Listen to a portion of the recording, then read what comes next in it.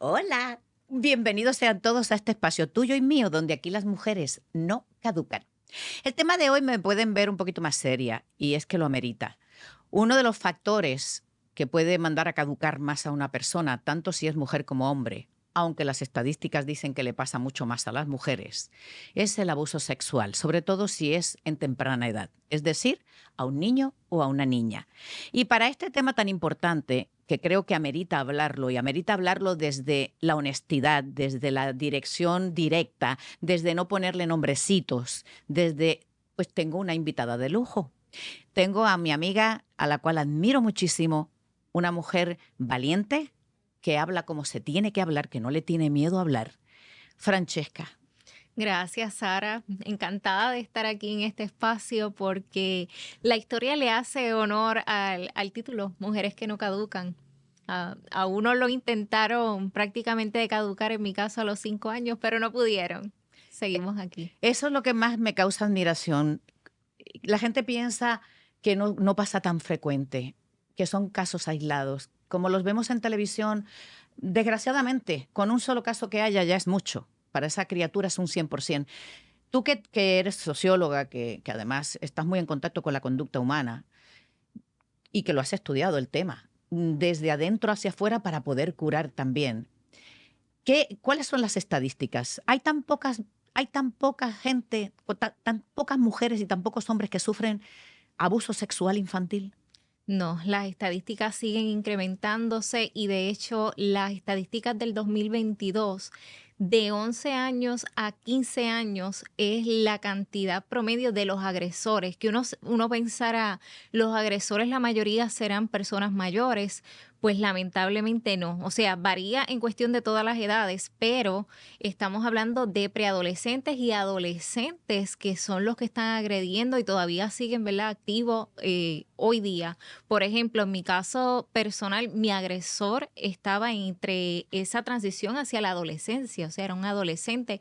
Ya él había presentado unas señales en su niñez, pero en esos tiempos el tabú era mayor a lo que es hoy día, que se está hablando de estos temas de forma activa en los medios, la educación sexual. Eso en esos tiempos no te explicaban lo que era una vagina, lo que era un pene, cuáles eran esas diferencias del cuerpo de uno. Inclusive si uno le preguntaba a las madres, oye, ¿cómo es que nacen los bebés? Si tenían cesárea te decían por la barriga o te decían lo de la Sí, cigüeña. o cualquier otra cosa Sí. extraordinaria. Hace poco tuve también unas mujeres muy valiosas que estuvimos hablando de eso mismo, de la sexualidad, y todas teníamos la preocupación de que el ponerle nombres, el llamarle que si potorrito, Ay, chipirritito, no. poporyosca, yo qué sé, la cantidad de barbaridades que le llamamos, y no querer hablar de la sexualidad de una mujer, nos pone más en riesgo cuando somos más jóvenes. ¿Tú crees en eso? Sí, y también, ¿verdad? A la misma vez hay que tener cuidado con eso porque sí es cuestión de explicarle, pero en cuestión de la prevención, aunque un niño, una niña sepa sus partes del cuerpo, aunque uno le explique que no te toquen, si te tocan, que nos avisen, pues es muy difícil cuando ocurre en la niñez porque recuerda que en la etapa de la niñez esto llega como si fuera a través de un juego y hay chantaje. Si se lo dices a tu mamá o si se lo dices a tu papá, te van a castigar, te van a pegar a ti, porque hiciste tú algo malo. Exacto, porque te ponen la culpa a ti. Sí, Que es un estándar de todas las personas que cometen este atroz hecho. sí, En tu experiencia, la mayoría de ellos siguen un patrón de cómo acercarse a una niña, cómo convencerla.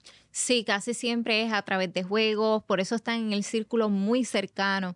Y de hecho, algo que me llama mucho la atención y que estaba conversando con alguien que trabaja activamente con casos de abuso sexual, es que la mayoría de los casos vienen de personas que tienen un perfil de trastorno de personalidad narcisista y antisocial.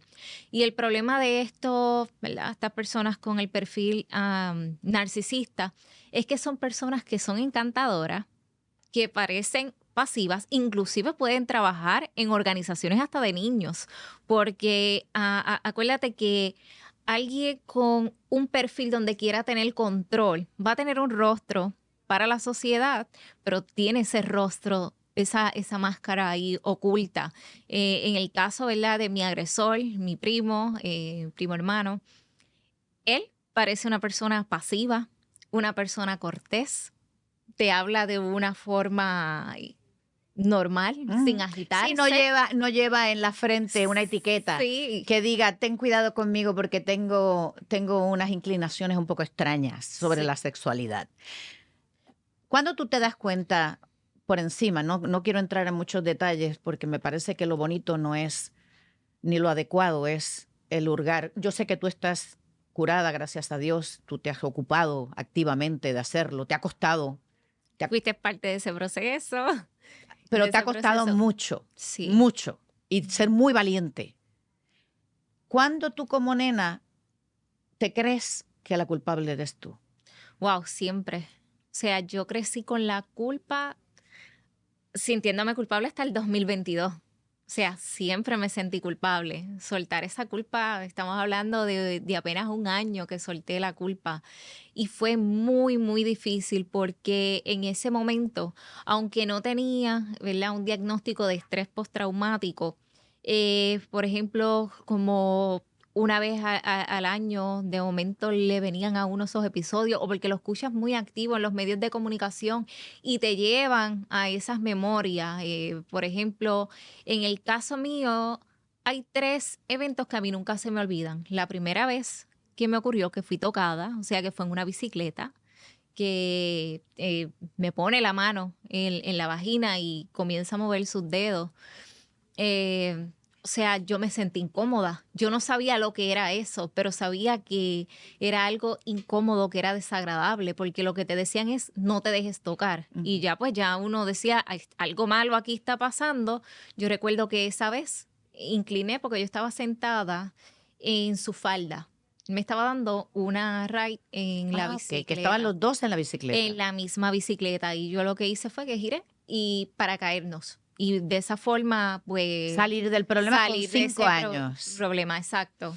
Esa fue la primera ocasión y la otra que me marcó muchísimo fue cuando ocurrió en conjunto con mi hermana, porque entonces esa vez, o sea, la diferencia de edad es un año. Mi hermana 4 años, yo 5 años, pero como en esos tiempos le leían a las hermanas mayores la cartillita que si te tienes que comportar así, porque tu hermana te sigue los pasos. O sea, la hermana mayor en esos años de los 90, 95, pues teníamos un peso encima, que no se ve tanto hoy día, pero antes le daban como que una responsabilidad a las hermanas mayores y todavía yo creo que sigue pasando, pero no tan fuerte.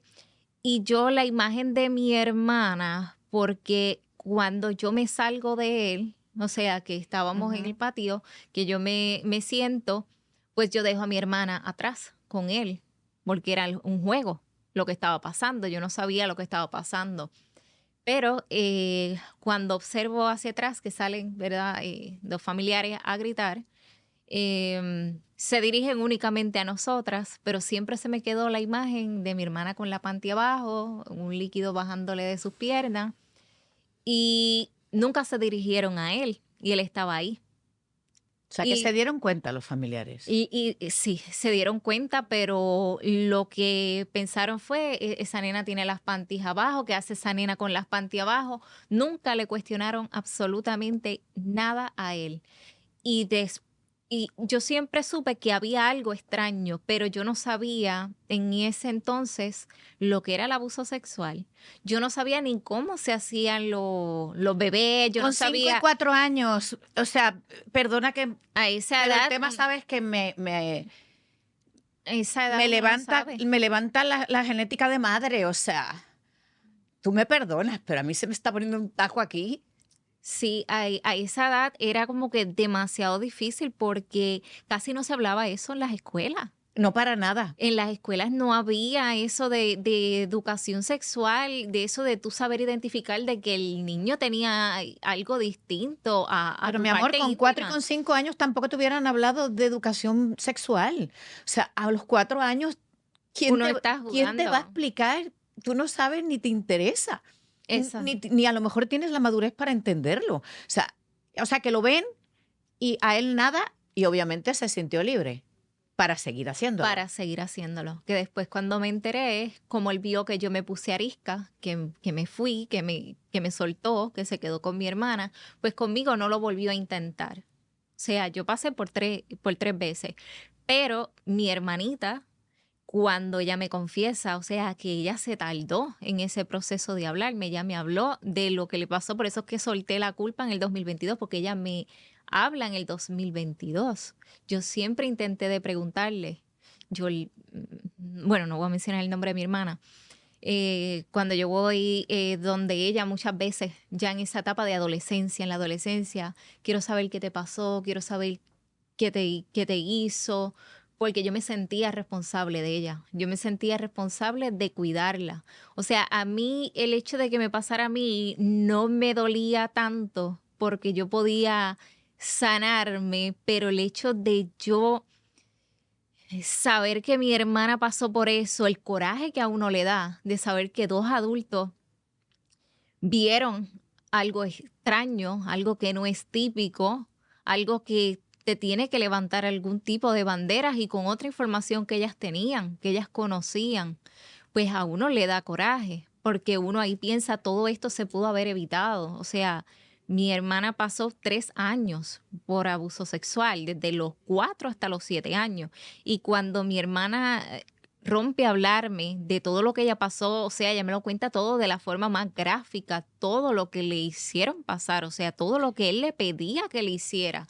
Y yo siempre le pregunté a mi hermana, pero nadie más vio nada, porque entonces yo, para huir del ambiente, yo me quedaba mucho con mi abuela después de eso que me había ocurrido. Ya yo no quería estar en mi casa, o sea, mi casa era en una loma y más abajo vivía mi tía y ella tenía en los bajos de estas casas que tienen como un cuarto en los bajos con un bañito y una mini cocina. Ella permitió ahí a uno de sus hermanos vivir en un proceso de divorcio y él se traía a los 3 hijos de vez en cuando, pero este en particular quería permanecer mucho tiempo con él, Claro, sí, porque obviamente quería mucho a su papá. ya Ya, sabemos ya. el por qué. Y entonces, pues, yo no sabía en esos momentos que yo me quedaba con mi abuela, que mi hermana se quedaba jugando, porque entonces en ese terreno donde estaba la casa de mi tía, ahí nosotras teníamos una casita de muñeca y el columpio, que era en los bajos, una comunidad, como decirte, de estos barrios donde cada casa son familiares. Ujú, ujú. O sea, en la casa más arriba, otra tía, Sí, primo sí, al que son lado, todos de la primos al misma. frente. Era todo una comunidad de familiares.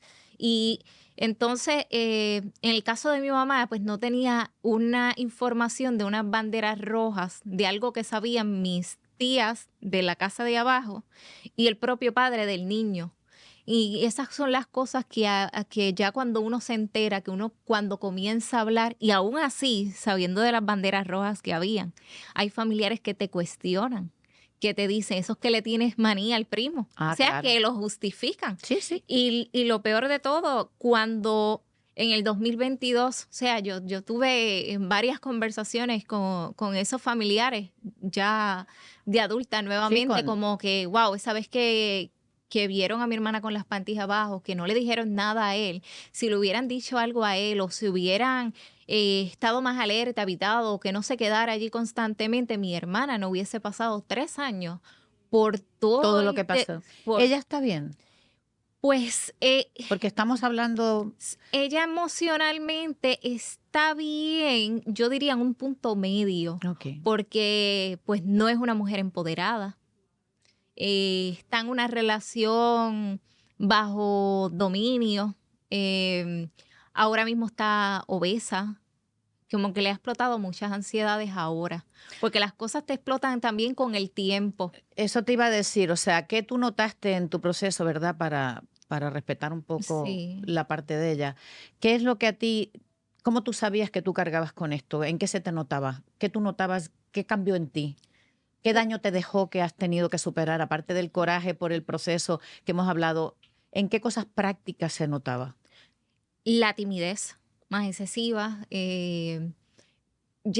o sea, yo tenía habilidades de talentos en la escuela de participar en baile, en el coro de la escuela, en canto, pues me aislaba. O sea, ya yo no me atrevía a levantar la mano, ya era más tímida, o sea, más introvertida.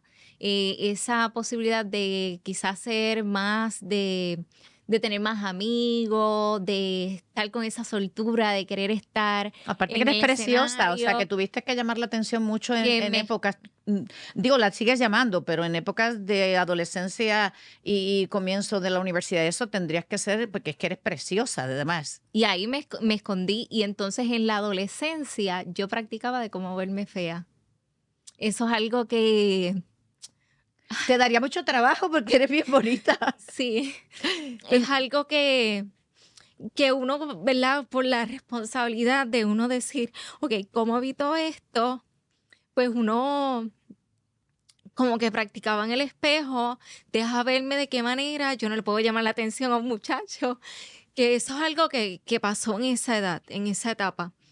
Este, y lo más difícil del proceso es tener que seguir viendo a mi primo, eh, de verlo normal.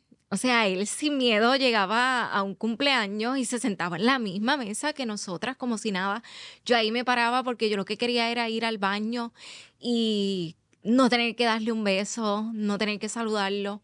Y en ese tiempo obligaban tanto a los niños y adolescentes de que tienes que dar un beso, Tío. Y el tío te dejaba la marca en la cara. Ñao. de que tienes que saludar, de que tienes que ser de esta manera, de que tienes que de tratar de esta forma a los adultos. O sea, los niños, para ese tiempo también se le mencionaba a uno que los niños no hablan hasta que la gallina Hasta mea. que las gallinas mean, Eso eso es se me así. decía a mí Sí, sí. constantemente. Fíjate, yo tuve la suerte de que no me educaron así. Y yo me Horrible. acuerdo de no en alguien de la familia, pero sí había una persona que estaba relacionada con la familia, que en las fiestas familiares nos daba unos abrazos a mí y a mis hijas, que la primera vez porque me pilló tan de sorpresa que tú no te imaginas que delante de tu familia, de tu marido, del resto de las personas de verdad de la familia, aquel señor te pasara aquel repaso corporal con su cuerpo. Eso me lo hizo la primera vez. La segunda le metí el codo, que a poco más le saco el esternón. Y me dice, ¿qué arisca? Y le dije, sí, y contigo más. Y a mis hijas les dije, como yo te vea cerca de ese señor, no quiero ni que te salude, ni tienes Sí. que saludarle, ni tienes que darle un beso. Y si se va a acercar a ti, le dices, no, gracias, no me toques. Y si tiene algún problema, que venga donde mí, que yo le voy a explicar cuál es su problema. Y ahí quedó. Pero fíjate, Eso es es lo que a mí me interesa que la gente entienda. O sea, una cosa es ser educada. Obviamente, tú no puedes criar un niño que sea un salvaje, un arisco, sí. y otra cosa es que tengas, como tú dices, la responsabilidad de si alguien se acerca a ti y te toca tú tener que aguantar. Tener que saludarlo. Yo siempre digo, cuando los niños no le agrada a alguien, cuando un Uy, niño no quiere darle un beso a alguien, déjelo. O sea, no lo no, obligue a saludar tíos, no lo obligue a saludar primos, no lo obligue a saludar incluso a sus abuelos si no quieren. O no, sea, si no quieren, porque no. como muchas historias, ¿verdad? De otras que he escuchado, son familiares, propios abuelos, Los abuelastros, papás, padres, las nuevas padrastros, parejas. primos, primas. O sea, si ese menor no quiere acercarse o si usted ve que ya ese menor no quiere ir ya a jugar en esa área de juego, pues ya son unas banderas para uno decir qué es lo que está pasando, porque qué es lo que hay aquí. Lo que pasa es que antes se justificaba mucho, y esto son cosas de la etapa, cambios de la etapa, y entonces en el caso de mi hermana, ella la diagnosticaron con déficit de atención con hiperactividad porque cuando ella llegó ya al prekinder, que yo creo que ya había pasado por su episodio y todavía seguía pasando por más episodios, porque si fue así, fue más o menos hasta su primer grado, casi segundo grado, entonces que ella pasó por abuso sexual. Pues ella en esa etapa ya mordía y pellizcaba niños. Y pues tuvo ese diagnóstico y en la escuela ella canalizaba, o sea, quería los materiales, pero no indagaron más allá. O sea, es Eh, déficit de atención con exacto, ya hiperactividad. tenía una etiqueta y ya con eso todo el mundo estaba Sí. tranquilo. En el caso mío no hubo alteración en cuestión de conductas, así de agresividad ni nada. Fui más pasiva más calladita. Pero siempre lo asociaban como que ella es tímida, que ella es calladita, ella es así, pues así. Sí, porque es que se habla mucho de que el niño que está sufriendo, tanto hombres como mujeres, porque te voy a decir, a lo largo de mi vida me he topado también con mujeres que han sido agredidas por otras mujeres a una edad muy pequeña. Y eso es una agresión sexual idéntica. O sea, una cosa es que estés bajo el cuidado de una persona, la que sea, familiar o no, o contratada, y limpie a tu hija porque Ujú, haya tenido algún accidente, ¿sabes? Haya hecho pipí encima, la tenga que exacto. cambiar o lo tenga. Pero uno se da cuenta cuando te están tocando, como tú dices, tú con 5 años sabías que aquí hay algo no Algo funciona, que no está algo no bien. está bonito. Mi cuerpo me está diciendo, esto no es nice, esto no es nice. ¿Cómo tomas la decisión de enfrentar esto y de ponerte realmente en un proceso de sanación? Primero lo hablé con familiares. No me importó las que no me creyeron, el discurso que vino. Hay palabras que sí dolieron, pero yo en esos momentos, o sea, ya más adulta y mientras iba en el proceso, la religión, aunque no soy, ¿verdad?, fanática religiosa porque vengo de una familia, a pesar de todo de esta historia, eran demasiado ortodoxas. Sabes que mientras más involucrados están, más tabú y a veces más cosas ocurren. Pues crecí bajo una familia que iba muchísimo a la iglesia, a los 13 años fui catequista. Eso en parte me ayudó. O sea, la religión a mí me ayudó a sanar y a conectar con otros niños a través de esa educación, de ayudarlos en la parte educativa. Seguir bailando en mis espacios a solas. O sea, no lo hacía para el público, pero entonces bailaba en el cuarto. Me gustaba escribir. Después cuando, pues yo pasé también por muchos cambios, no tan solo por abuso sexual, sino por maltrato físico, maltrato verbal, porque entonces yo con mi madre estoy hasta los 13 años. Y yo tenía una libreta de canciones, que de esa forma yo también ahí canalizaba, ¿verdad? El dolor. Yo no sé en ese proceso ya cuando me voy de estar con mi mamá, porque me agredía demasiado. O sea, yo exactamente cuando cumplí 13 años con mi quemada de unas sopas Lipton en el muslo, ahí me fui para casa de mi abuela. O sea que fueron muchos procesos, porque lo más difícil de mi caso, pues fue eso, el maltrato constante físico de mi mamá, o sea, las heridas, el proceso de yo tener también que esconderme debajo de la cama o en el closet para que no me diera tan fuerte, o sea que pasé por muchos procesos, los cambios de familiares, estar un tiempo con mi papá. Ahí viene otro reto, él se casa con alguien que no tiene hijos, una vez ella queda embarazada y la historia cambia, más difícil, aunque siempre fue difícil, pero ahí el reto fue mayor porque ya ella iba a tener su familia y yo paso con mis tías, a vivir con mis tías a la edad de 17 Las años. mismas tías que habían tenido, ok. Sí, no tenía más opción, o sea, Sí, ya sí, ese era sí, el techo.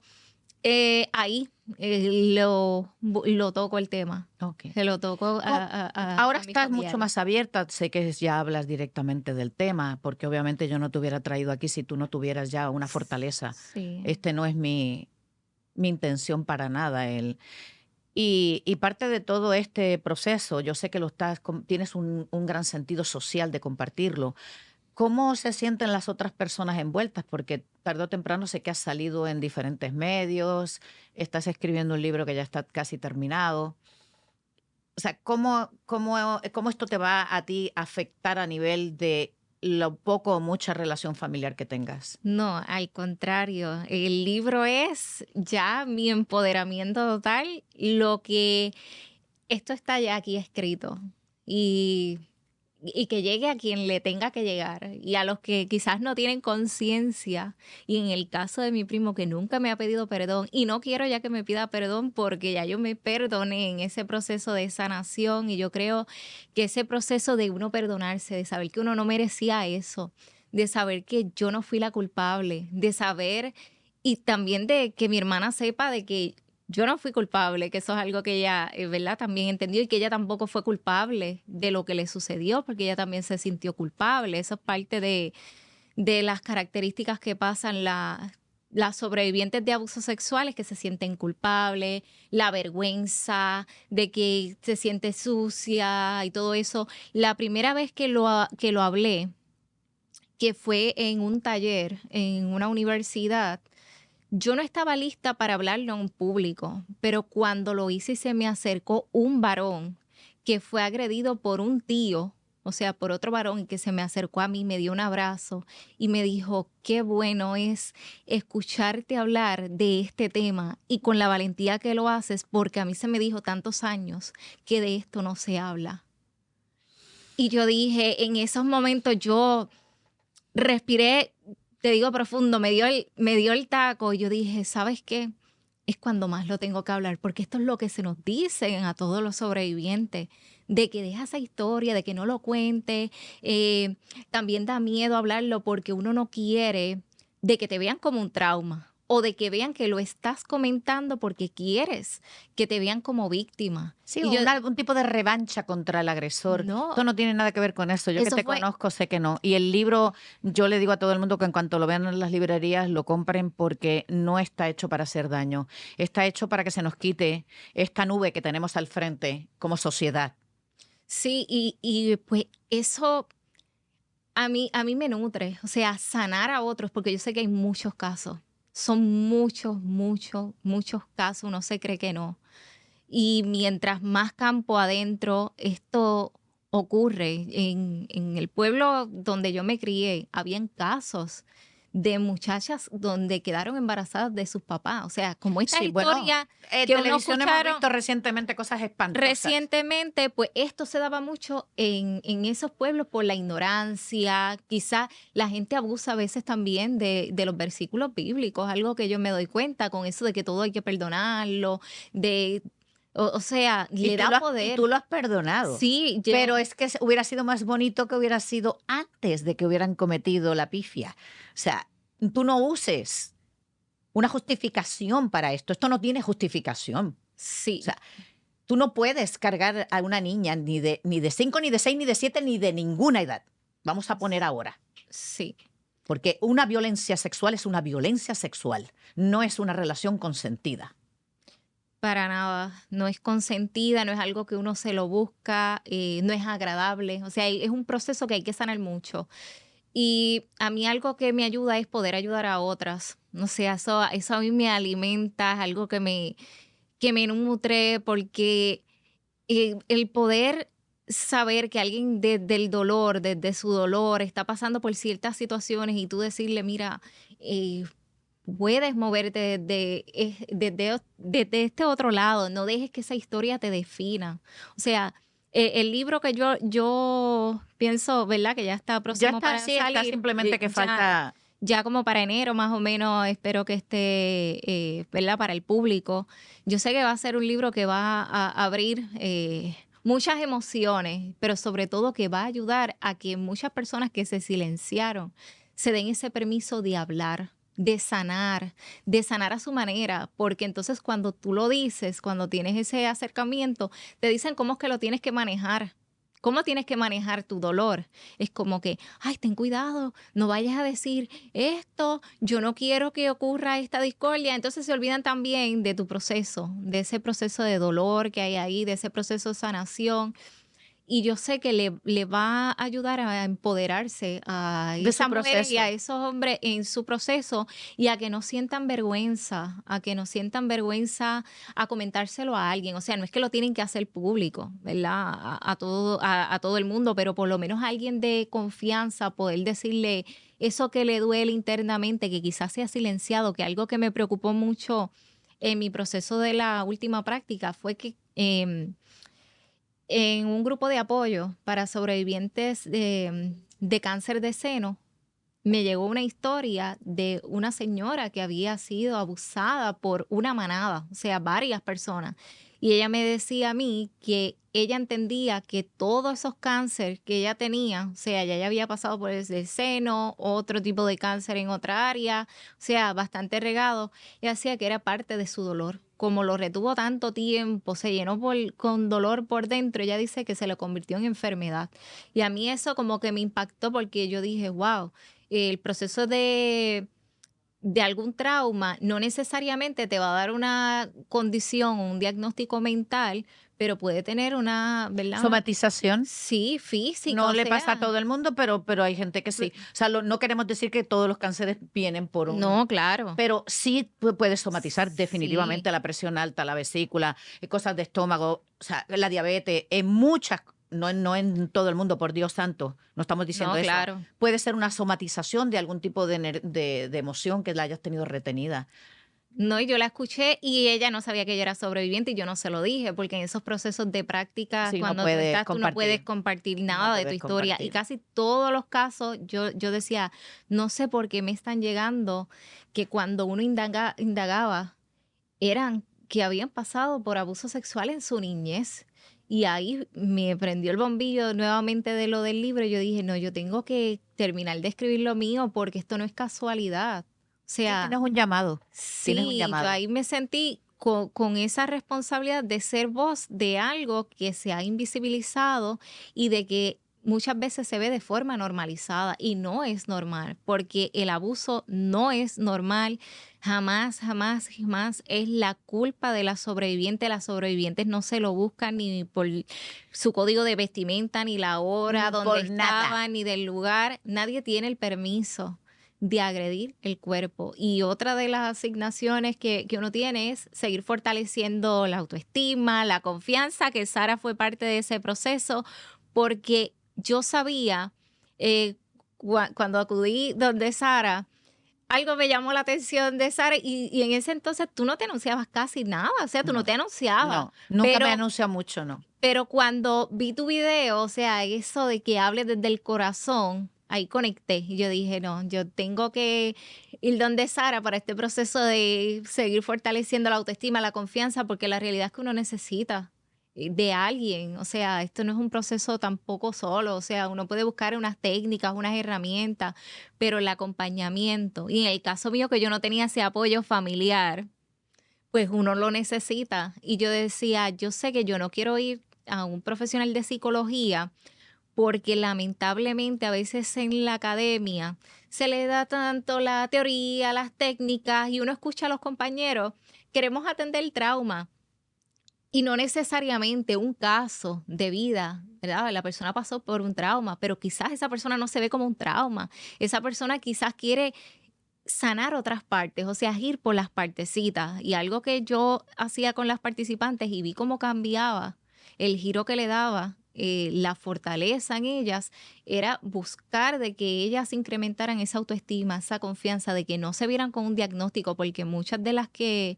vi tenían un diagnóstico porque cuando la llevaron de niña le Sí, ya pusieron le pusieron como a tu oposicional, hermana. desafiante, Eso es depresión, así. y no indagaron y no sabían de que era un caso de abuso sexual. Y cuando tú le ves, le buscas esa lucecita, le dices, estas son tus fortalezas y tus debilidades. Las debilidades, todos tenemos debilidades, vamos a trabajarlas a tu favor. Y ellas, ¿verdad? Hacían esos pasos, uno veía otro tipo de persona. Yo me quedaría toda la vida escuchándote porque me parece que además el tema lo amerita. Por eso hoy tal vez nos hemos ido un poquito más largo, pero es que mi corazón no me deja terminar. Da una última palabra. ¿Sabes? Ahora como madre que lo eres, ¿qué le dirías a las madres que pueden sospechar que algo está pasando? Que hablen, que protejan a sus hijos, que lo eduquen, o sea, que lo eduquen, que lo escuchen, que lo abracen, eh, y que los dejen ser niños, que disfruten con ellos ese tiempo. Yo sé que en estos tiempos, con todo esto, el mundo muy acelerado, donde hay tanta competencia, donde tenemos tantos roles ahora que las personas nos queremos poner tantos sacos entre lo laboral, lo personal. Pero cuando tenemos un hijo es un regalo, o sea, estamos dejando una aportación en la sociedad de criar a alguien con unas fortalezas y con unas herramientas, tanto para que esté bien consigo mismo, pero también para que haga el bien a otros y que ante banderas rojas de su propio hijo, que le busque la ayuda, Oh, de que sí. no se silencie, no calle, de que Sí, no diga que es una ve, etapa. sí, que busque las herramientas. ¿Para qué? Para que no sufra otro niño y otra niña. Eso lo queremos evitar. Te quiero un montón, te admiro un montón, me Yo te quiero pareces de también las mucho. mujeres más valiosas, definitivamente no has caducado. Y ya sabes, a ti que nos estás escuchando, estate pendiente. En enero, búscala todavía no sé si está final el título, por eso no me atrevo a decirlo. Pero Sí, sí, ya sí, está ya está. oficializado, sí. La niña no supo lo que pasó. La Es niña no supo lo que libro. pasó, de Francesca M. Soto, una mujer de primeras. Y te espero la próxima vez aquí en este espacio tuyo y mío, donde las mujeres no caducan.